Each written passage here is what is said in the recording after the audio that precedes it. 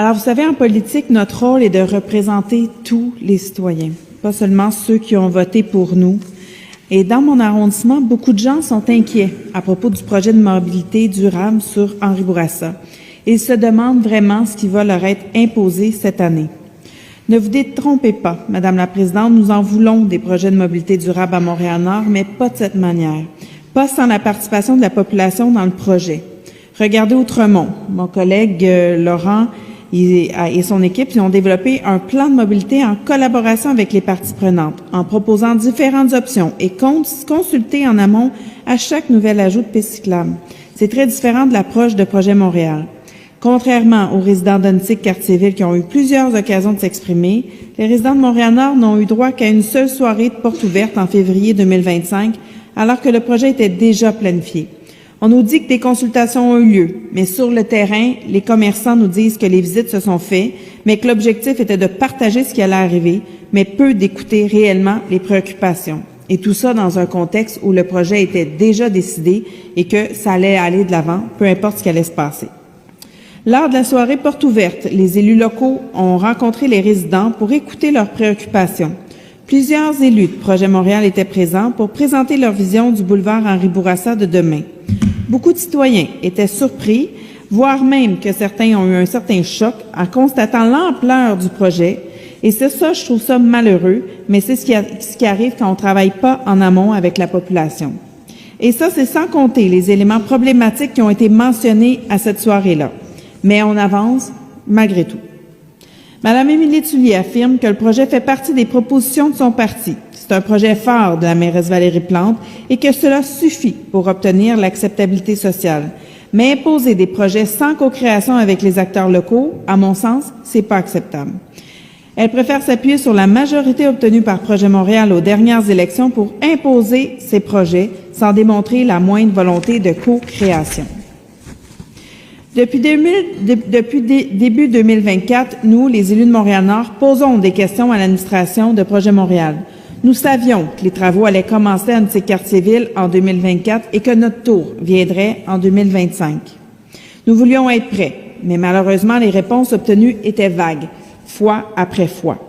Nous avons posé des questions précises sur l'impact des travaux sur les rues avoisinantes, sur Gouin, sur Moncelet, sur les rues perpendiculaires, sur les mesures d'apaisement qu'il fallait faire, nous, en arrondissement, pour pouvoir préparer l'arrivée de ce projet-là, pour pouvoir le mettre dans notre PDI, ou même de savoir est-ce que la Ville-Centre allait avoir prévu des montants pour nous permettre d'aider pour la suite des choses, pour faire les études de circulation sur le boulevard P9 et tout le reste, préparer ce qui allait arriver, pour préparer les signalisations, de savoir ce qui allait se passer avec les signalisations pour les virages à gauche, le maintien du transport en commun pendant les travaux, après les travaux, quel impact ça allait avoir sur nos rues autour, pendant et après les travaux.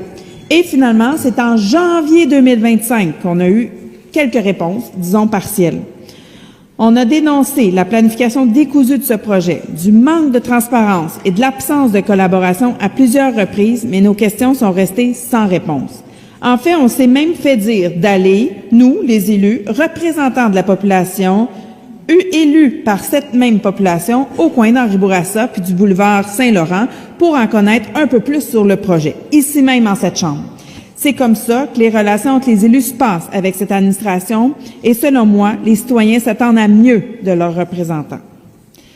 Aujourd'hui, en mars 2025, on est sur le point d'octroyer le contrat, malgré de nombreuses inquiétudes, malgré le fait que de notre côté, la planification en arrondissement n'est pas terminée. Le séquençage du projet est un réel casse-tête, avec des portions non terminées et des tronçons décalés. Que se passera-t-il avec les bus passés P9? Ils ne disparaîtront certainement pas, mais à ce jour, nous ne savons toujours pas qu'est-ce qui va arriver avec les autobus passés le boulevard P9. Et entre les tronçons, parce que là, on le sait, le projet est terminé jusqu'à environ La Jeunesse, mais entre La Jeunesse jusqu'à Saint-Firmin, qu'est-ce qui va se passer avec les autobus? Qu'est-ce qui va se passer avec la voie réservée? Aucune information. Alors, le modèle One Size Fit All ne prend pas en compte les réalités locales, entre autres ceux de Montréal-Nord. Le tronçon du boulevard entre les rues Saint-Firmin et des Récollets est un pôle générateur de déplacement à cause de ses nombreuses institutions. Ai-je besoin de parler, entre autres, de l'hôpital Marie-Clarac, qui se situe exactement dans ce tronçon-là. Mais peu de mesures d'apaisement de circulation ont été prévues pour empêcher les transits sur les avenues résidentielles, comme je le disais un peu plus tôt. De plus, les travaux qui vont se dérouler en même temps que ceux de la construction de la bibliothèque et espace culturel du Cœur nomade. Et ça, ça va embourber encore plus le secteur.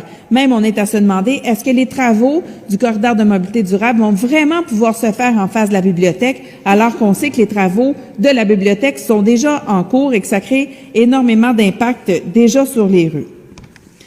Les résidents devront aussi se contenter d'un service d'autobus réduit pendant les travaux parce que la moitié des arrêts d'autobus, à notre connaissance, ne seront plus proposés.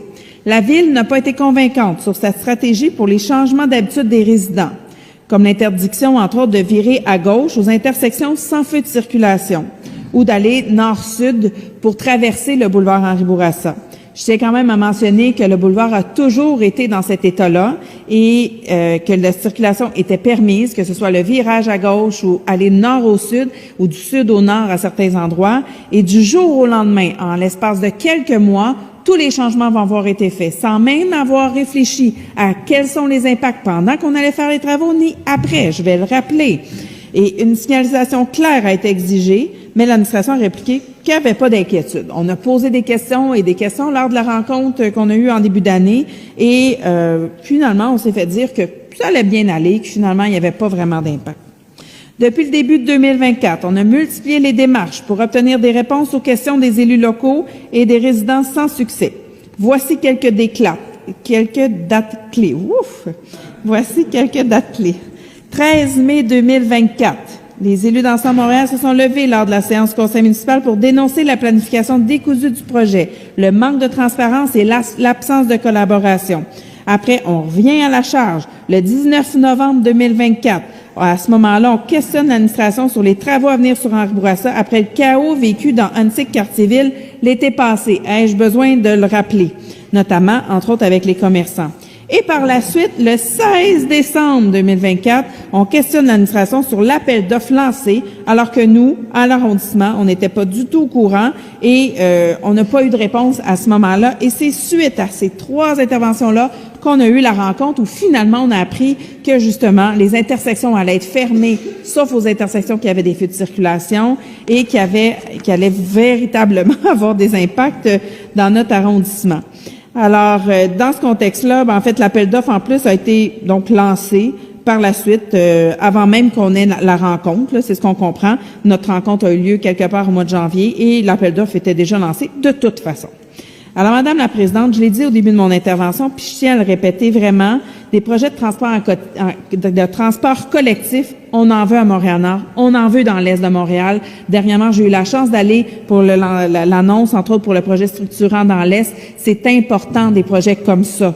Mais les projets ne peuvent pas être faits de n'importe quelle façon et surtout ne pas être faits de façon aussi imposée comme ça pour nos citoyens, pour nos institutions. On le voit, il y a un hôpital, il y a des cliniques, il y a des écoles. On est un des arrondissements où on a au minimum une école par kilomètre carré. C'est énormément de gens. On le sait, c'est important d'amener de la mobilité. On veut que les gens puissent atteindre le centre-ville, puissent aller à leur emploi. On n'est pas contre ça. Mais en ce moment, on avance, on pousse et les citoyens, lors de la rencontre, j'étais avec ma collègue Chantal Rossi, nous ont partagé quelques préoccupations. Je pense juste aux arrêts d'autobus qui sont, entre autres, à côté du Tim Hortons, au coin de Saint-Vital et d'Henri Bourassa.